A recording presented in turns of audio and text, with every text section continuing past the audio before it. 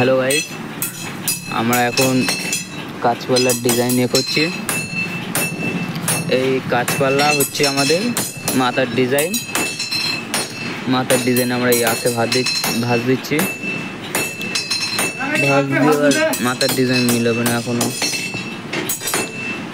মাথার ডিজাইনই মিলবে। এখন ভাঁজ দিচ্ছি সবে।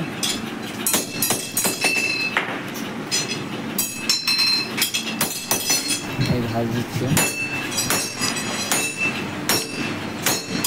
আমাদের চলে এসছি ভাঁজ দেওয়ার জন্য। এখন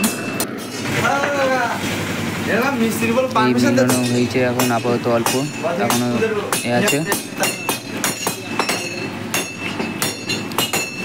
এই